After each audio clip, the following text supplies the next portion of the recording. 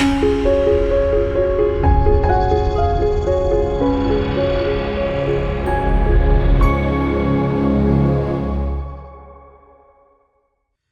everyone, I'm Bets Golden. Welcome back to the Gel Press channel. Today I am going to be focusing on this really great Petite set. It has a butterfly, a leaf, and a diamond. And I want to alter this box. Now, I found this box, I think it came in the mail, something was in it, I don't remember. And I thought this would look really cool with some fake flowers in it. So I'm going to kind of make it like a vase. And so I thought it would be fun to do this with my Petite gel presses, because you can actually take your Petite gel presses, any gel press really, and, you know, like bend it around edges and things like that. So I am going to do that with this box and create kind of a fun fall type project. Now, you don't need a gel press of any other size, but I'm going to be using the 8x10 just to get it covered in some gesso first. And the reason why I'm using gesso is because it preps my surface. This is a piece of cardboard, wasn't necessarily made to handle paint. So the gesso is white. And what that does is it allows for my colors that I'm using to be true and not take on any of the undertone of what the cardboard is. It also has a tooth to it so that it holds the paint or whatever medium I'm using nicely. A lot of people are like, well, I'm just gonna go ahead and use white paint on it to prep the surface. Well, yeah, that can work if that's the look you're going for. However, you run the risk of when you do the white acrylic paint, that acrylic paint may not lay down as truly white if you want a white, because the surface color is going to come through on it. And also, if you want to use it to prep your surface, there's no tooth on an acrylic, and so it may not cause the rest of your paint that you're wanting to lay down to act the way that you want it to. So I'm going to go ahead and prep my surface with the gesso. The gesso that I'm recommending in my description box does a lot of work with Gel Press. We've done some partnership with them. I don't have their gesso on me. I'm not in love with Studio 71 by any means, but it's kind of what I had, and so that's what I'm using, but I don't necessarily recommend it. I did pull my silicone mat up off of my glass mat. I like to use that for videos because of the glare. However, your gel press does not play nice with the silicone mat, so it's best that you put this on a glass mat, and that way you don't have to worry about it getting ruined or ruining your surface. You never want to put a gel press on wood or, you know, a silicone type mat at all. It just doesn't play nice. It's best to do this on glass or an acrylic type slab. All right, I'm just going to take and get my surface prepped here. And so I'm kind of pulling up my sleeves, and I'm just going to put a little bit of the gesso down. So, and this is a really loose gesso. It's part of the reason why I don't necessarily love it for this, but like I said, it's kind of what I had, and so I figured I might as well just use it. If you want to just paint your gesso on your box, you can, but I want to show you that you can actually use your gel press to do this. Now I'm going to pick up the edges first. So I'm just going to go around like that, really get the edge in like so. Move this over here and get my edges nice and covered first. Okay. So I'm just moving that around, and now got one more to do.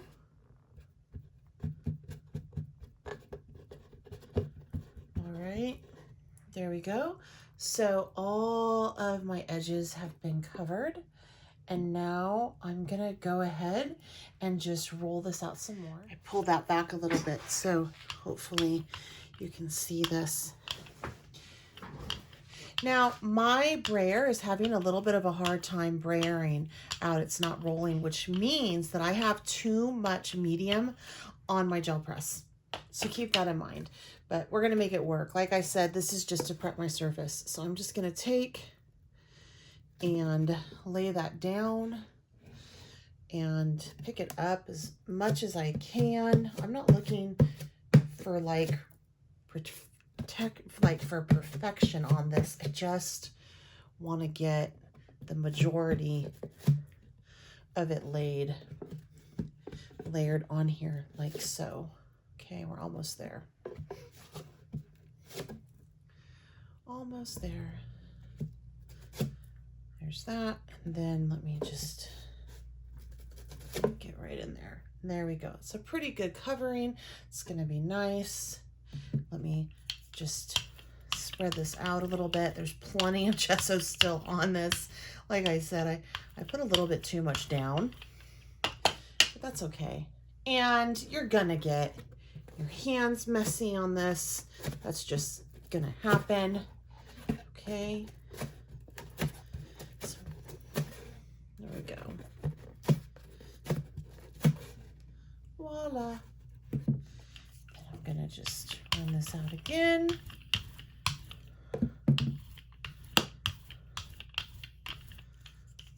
We're gonna do, let's see here, this side next, and I kind of like putting it down like that. So we're starting to obviously need a little bit more down here, right? So let me go ahead and add a little bit more. All right, that's good. Now, if the gesso gets on my glass mat, I can go ahead and use a X-Acto knife to pull it up. That would be okay. All right, so here I want to just go down, and you can kind of, you know, slide it around, get it in there really, really good. Okay, and voila.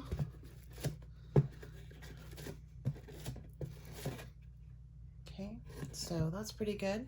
Covering there, go ahead and just cover even more of it, like so.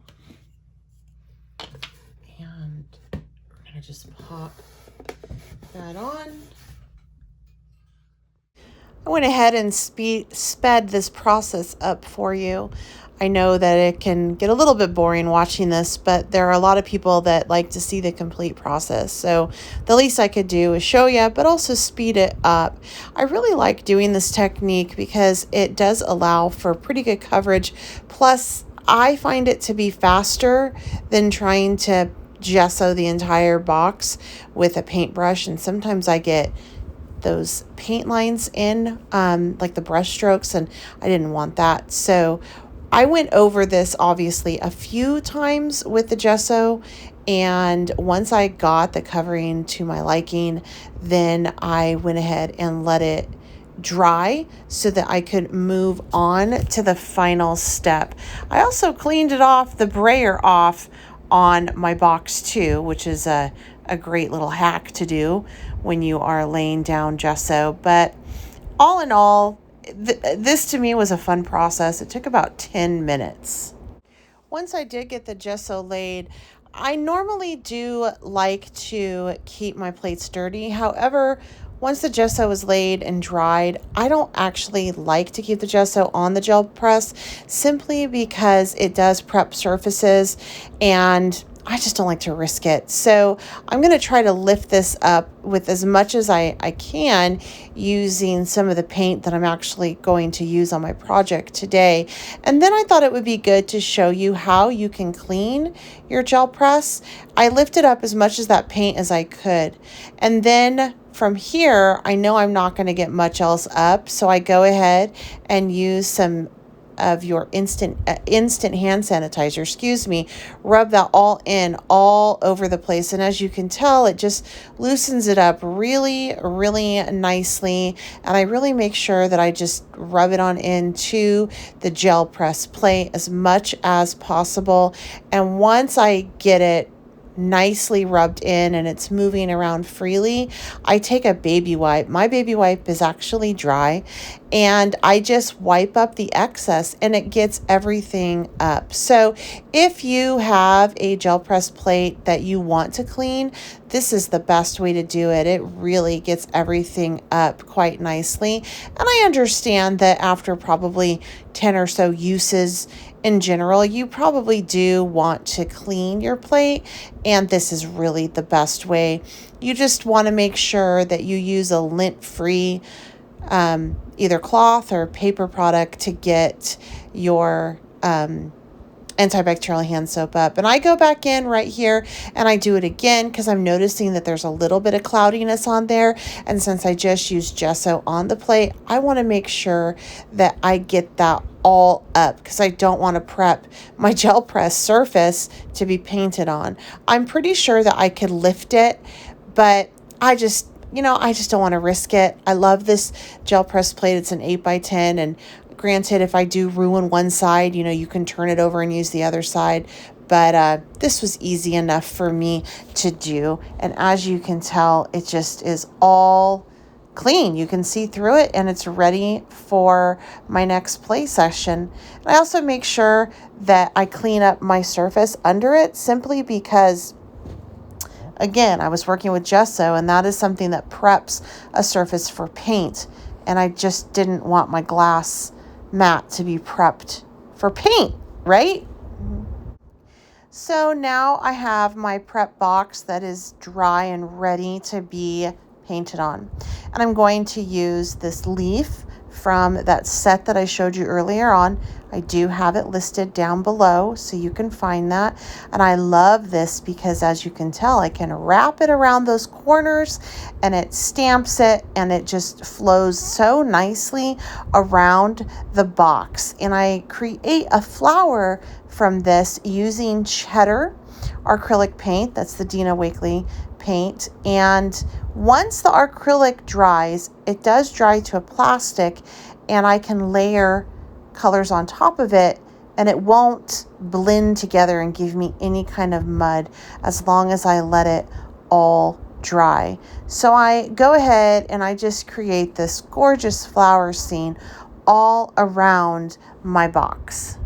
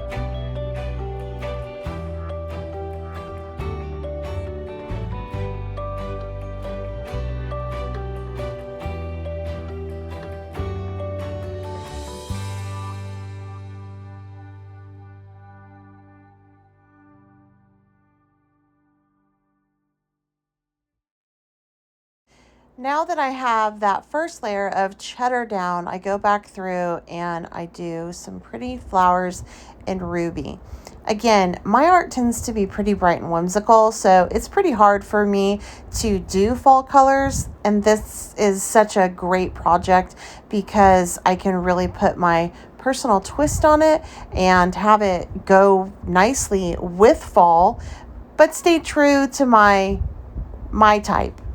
So I do this all around the box, and then I go in and I do something really cool, and I'm going to show that to you in just a minute.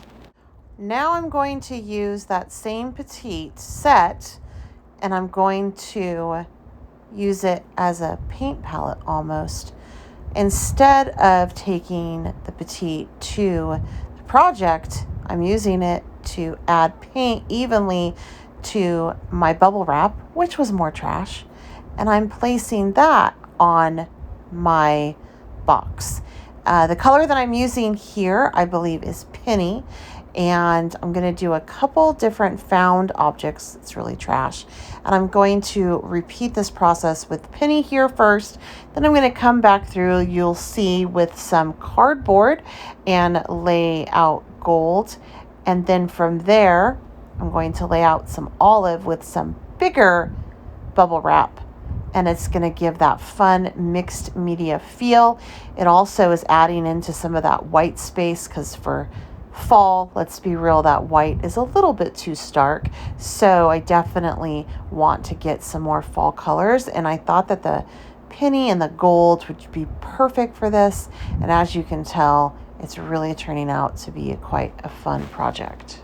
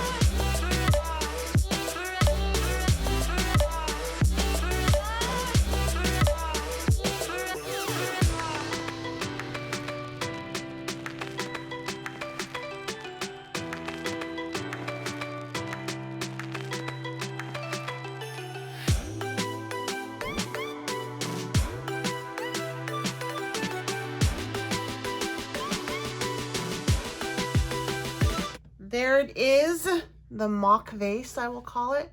Turned out super cute, and it's all mixed media. I absolutely love it. I think it's gonna look adorable with some fake plants and then, you know, on a coffee table or something. Really easy to do. You can totally use your gel press. I use this little Petite right here, this set, not only as a stamp, as a press, but also kind of as a an ink pad, so to speak, or a way to pick up color and put it on here. Now, I did show you as I was going through my scrap piece of paper, and I know that this looks really, really bad, right? You think it's a scrap, but I'm going to show you something that you can do with that right now.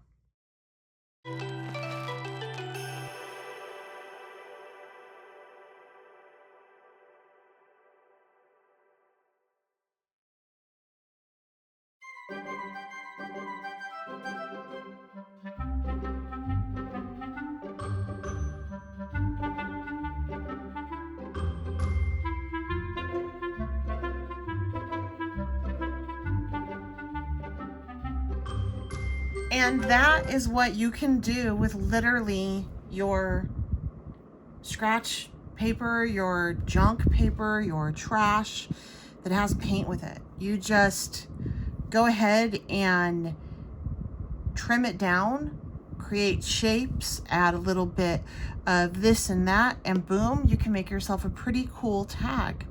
So anyway, I just wanted to share that with you. I encourage you to use what's in your stash to do a project like this. It's super satisfying. And this one turned out really, really cute. So I hope you enjoyed this video, and maybe it gave you a little bit of a better understanding of what white gesso is for, why it's important, and what you can use your little Petites gel presses for.